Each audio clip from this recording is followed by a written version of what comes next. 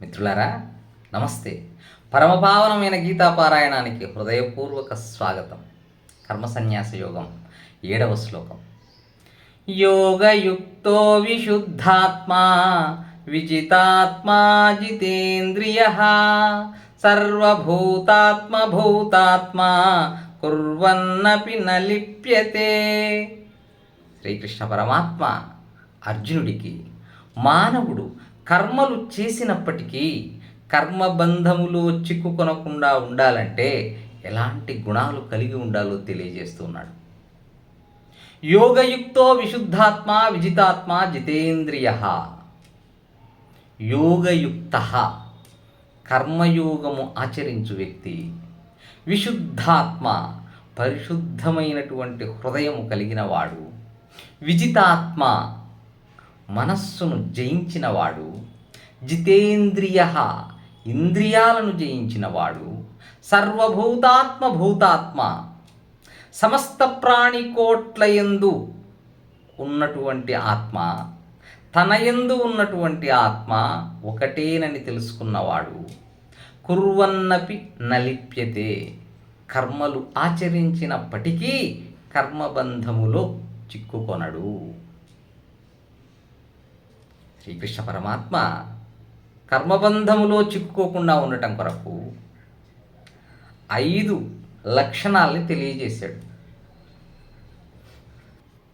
1, నిష్కామ కర్మాచరణము.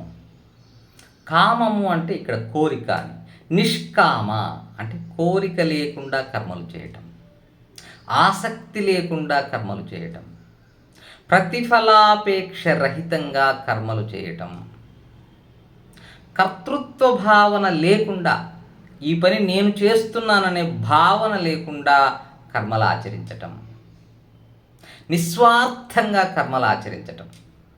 ఇది నిష్కామ కర్మ. నిష్కామ కర్మకు ఉదాహరణగా మనం తల్లిని చెప్పుకోవచ్చు. తల్లి పసిబిడ్డకు ఎంత ప్రేమగా పాలిస్తుందో, ఆ పసిబిడ్డను ఎంత మమకారంతో లాలిస్తుందో, ఎంత అనురాగంతో పోషిస్తుందో, ఇదంతా కూడా నిస్వార్థంగా చేస్తుంది తల్లి. కేవలం తన బాధ్యతగా, తన ధర్మంగా నిర్వర్తిస్తుంది. ఏదో ఆశించి చేసేటటువంటిది కాదు. నిర్మలమైనటువంటి చిత్తంతో ఆ పసిబిడ్డను ఎంతో ప్రేమతో పోషిస్తుంది. ఆ బిడ్డ రక్షణ కోసం, ఆ బిడ్డ భద్రత కోసం, ఆ బిడ్డ భవిష్యత్తు కోసం తన ప్రాణాలనైనా ఇవ్వడానికి సిద్ధంగా ఉంటుంది తల్లి. అందుకే మన సనాతన సంస్కృతి మాతృదేవోభవ అంటూ తల్లికి అత్యంత ఉత్కృష్టమైనటువంటి స్థానాన్ని ఇచ్చింది. కాబట్టి అలా నిస్వార్థంగా ప్రతిఫలాపేక్షరహితంగా చేసేటటువంటి కర్మనే నిష్కామ కర్మ అంటాం. 2వది నిర్మల హృదయం. హృదయం ఎప్పుడూ కూడా పవిత్రంగా ఉండాలి. పవిత్రమైన హృదయంలోనే భగవంతుడు నెలవై ఉంటాడు. కాబట్టి మనం ఎప్పుడూ మన హృదయాన్ని రాగద్వేషాలకు అతీతంగా, కామ క్రోధ లోభ మోహ మదమాత్సర్యాలనే అరిషడ్వర్గాలకు అతీతంగా హృదయాన్ని శుద్ధంగా ఉంచుకున్నప్పుడే ఆ పరమాత్మ కొలువై ఉంటాడు. అలాంటి వాడు ఎలాంటి కర్మలు ఆచరించినప్పటికీ కూడా ఆ కర్మలలో తగులుకొనకుండా, కర్మబంధాలలో చిక్కుకోకుండా ఉంటాడు. 3, మనోజయం. మనస్సును జయించటం. మనస్సు చాలా చంచలమైనటువంటిది. ఒక్కచోట స్థిరంగా ఉండటం ఆ మనసుకు అలవాటు ఉండదు. అలవాటు చెయ్యాలి. సాధన ద్వారా, ధ్యానం ద్వారా, భగవన్నామము ద్వారా ఆ మనస్సును స్థిరంగా ఉండేలా సాధించాలి. మనస్సు స్థిరంగా లేకపోతే అది దాని ఇష్టానుసారం మనిషిని ఎలా కావలిస్తే అలా మనం ఈ లోకంలో చూస్తూనే ఉంటాం. షాపింగ్కి అని వెళ్తారు. తనకు అవసరమైనవి ఒకటో రెండో వస్తువులు, కానీ షాపింగ్కి వెళ్ళాక వచ్చేటప్పటికి ఒక సంత వస్తుంది. అంటే ఏవి ఆకర్షిస్తే, ఏవి నచ్చితే ఇతరులు ఏవి తీసుకుంటూ ఉంటే అలా చేసేస్తారు కొంతమంది. అంటే మనస్సు పైన నియంత్రణ లేదు.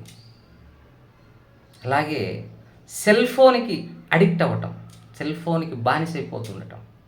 మనం చాలామందిని మన చేతిలో ఫోన్ ఉంది, మనం ఆపరేట్ చేస్తున్నాం అనుకుంటున్నాం. వాస్తవానికి అలా లేదు. ఇప్పుడు సెల్ కంట్రోల్లోకి మనం వెళ్ళిపోయాం.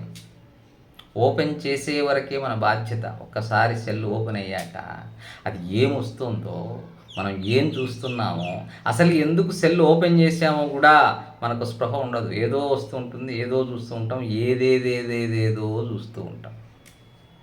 చివరాఖరికి ఒక్కొక్కసారి మనం అనుకున్నది కూడా చూసిన, అయ్యో మనం అనుకున్నది ఏంటి, అసలు అది చూడనే లేదే అనే పరిస్థితి కూడా వస్తుంది.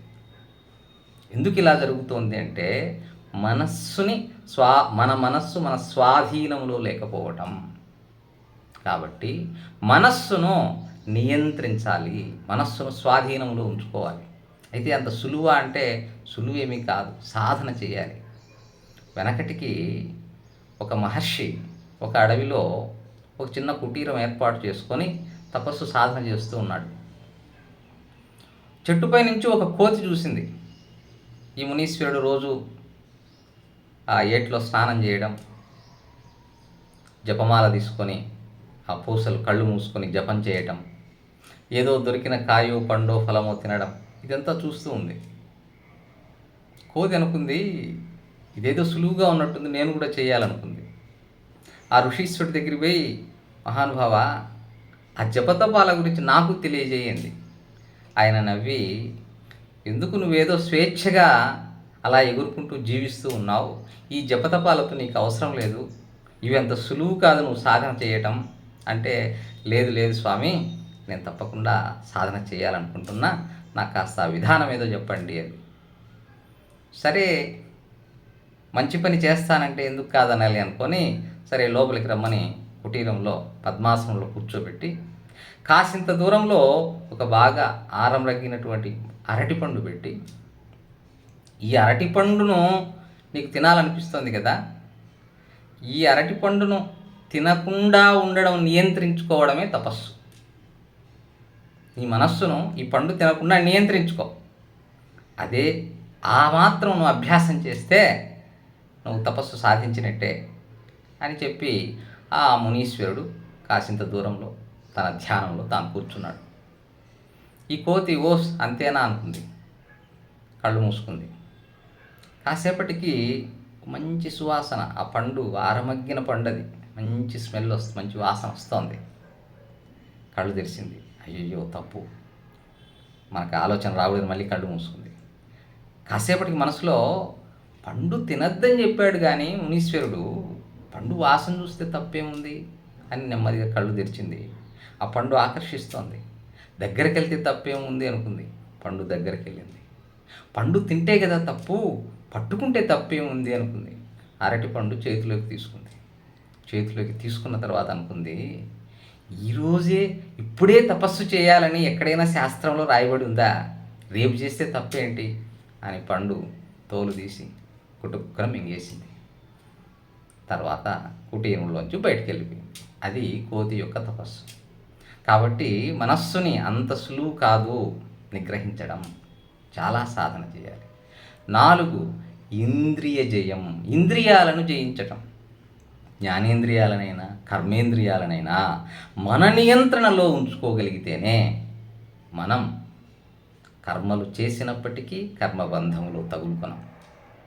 చివరిగా 5వది, సర్వత్ర ఏకాత్మ దర్శనం.